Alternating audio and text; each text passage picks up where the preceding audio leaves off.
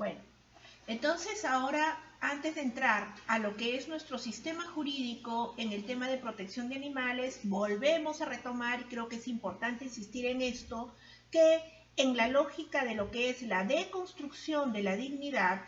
y en la lógica de lo que es entender también en este contexto que no nos podemos quedar desde un análisis de del derecho, sino que hay que ir también en un análisis de la mano con la bioética de los derechos humanos, tenemos que tener en cuenta, ¿no?, el comportamiento del ser humano frente al mundo que lo rodea y la necesidad de entender al ser humano como parte de todo un medio ambiente al cual junto a él hay que proteger. En ese sentido, entonces, ya hemos visto que la deconstrucción en la clase pasada de la dignidad también iba de la mano con conceptos como solidaridad, libertad, autonomía. Y veíamos en el ejemplo que les ponía de los perros, que cómo se protegen entre sí, que hay muchos, que varios de nosotros incluso hemos experimentado en nuestra vida, ¿no? De hecho, vemos que los animales no solamente son seres sintientes, sino que también no solamente se cuidan de su sufrimiento, sino que también son solidarios con el sufrimiento de otros animales o de los seres animales humanos como somos nosotros, ¿no? En ese sentido, entonces, no son solo instintos, como durante mucho tiempo hemos pensado. Y en ese sentido también el derecho comienza a dar una serie de medidas distintas y a reconocer realidades que van cambiando y donde definitivamente el ser humano no puede seguir desde una lógica antropocéntrica, siendo el centro del universo, sino desde una visión ya más ecologista o ecológica, teniendo esta parte de el ser humano como parte de todo el medio ambiente y de todo el sistema de seres vivos, ¿verdad?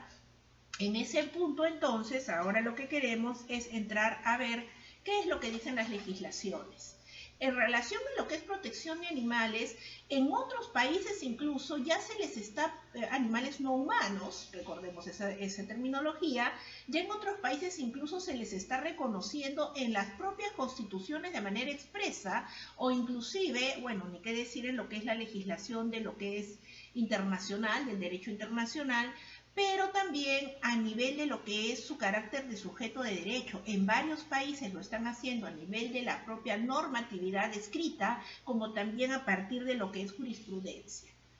En el marco de lo que es el Perú, tenemos que si bien no se protege en la Constitución de manera directa a los animales no humanos, sí existen artículos de la Constitución que se han reconocido como aquellos en los cuales se puede dar una protección de manera global. Y está primero el 2, inciso 22 de la Constitución, que habla del derecho a gozar de un ambiente equilibrado y adecuado al desarrollo de la vida, y el artículo 67, pero sobre todo el 68 que está acá, que habla de la obligación del Estado, y acá hay otro punto bien importante sobre el cual luego podemos conversar,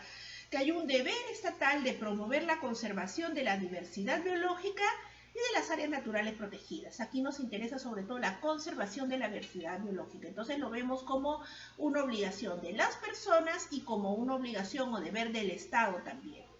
El desarrollo de estas disposiciones se ve, por ejemplo, a nivel de la bioética en este decreto supremo que leímos en una de las primeras clases de lineamientos para garantizar el ejercicio de la bioética desde el reconocimiento de los derechos humanos, donde, recordemos, se establece la tutela o protección del medio ambiente y la relación conexa entre la persona humana y las demás formas de vida, siendo responsabilidad nuestra la protección del medio ambiente, la biosfera y la biodiversidad.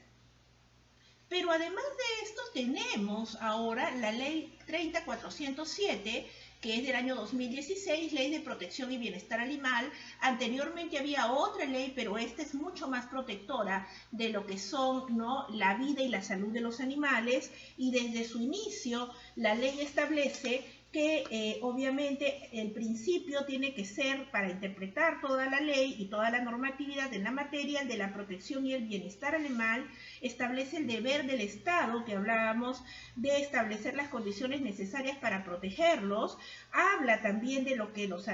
se trata de animales sensibles, entonces nuevamente se ve que hay un tema de protección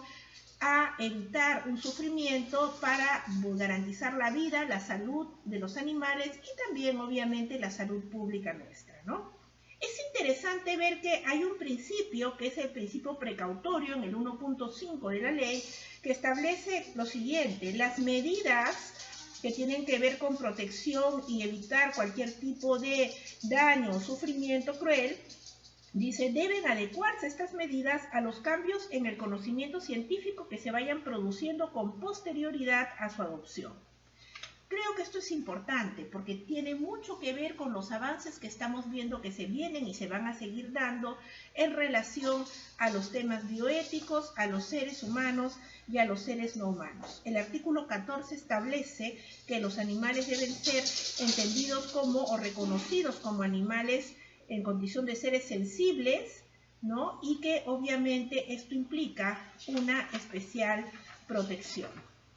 En ese sentido, entonces, vemos que se prohíbe todo experimento o investigación con animales vivos que puedan ocasionarles sufrimientos innecesarios, lesión o muerte, salvo excepciones que como tales deberían interpretarse de manera restrictiva, ¿verdad? Y es más, se establecen sanciones administrativas por incumplimiento de este marco normativo y como sabemos también hay una sanción penal. Sanciones penales que obviamente no están ahora, de acuerdo a lo que estamos analizando, que vamos a discutirlo también en clase, solo centradas en lo que el ser humano debe o no debe hacer, sino en un ser sintiente, en un ser sensible, que es el animal no humano, a quien también hay que proteger. También está la ley que regula el régimen jurídico de canes y su reglamento. Hay también una jurisprudencia, y esta jurisprudencia es interesante verla.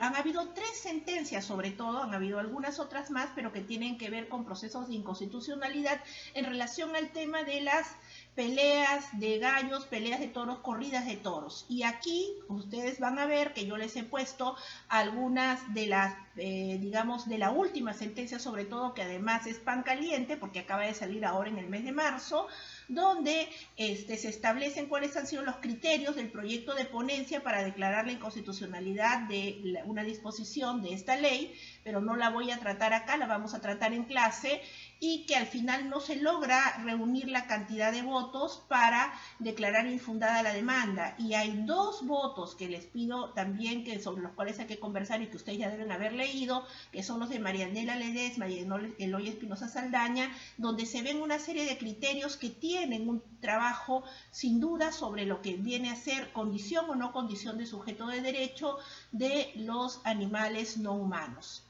Concluyamos entonces, para poder entrar a la discusión de este y otros puntos, que si bien hasta ahora la mayoría entiende que no se trata propiamente de un sujeto de derechos, tampoco puede considerarse a los animales no humanos como meros objetos, como hasta hace poco se hacía, porque se sabe y se reconoce a nivel normativo también que son seres sensibles. De otro lado, la demanda social demanda una ética en materia de bienestar de animales y el Estado también. Hay una necesidad de uso en animales en experimentación sin duda, pero que tiene que ser regulada con los contenidos mínimos de responsabilidad por incumplimiento y la triple R de la que hablábamos y que también está puesta en este PPT, los deberes o derechos mínimos vinculados al no maltrato animal o trato cruel a animales y sin duda las regulaciones que hemos visto y la mejor forma de interpretarlas en aras de poder seguir entendiendo ya no a los seres humanos como centros de, sino como parte de todo un sistema que tiene que ser protegido por todo lo que tiene que ver con la bioética, con los derechos humanos y sin duda con un reconocimiento del derecho en sí.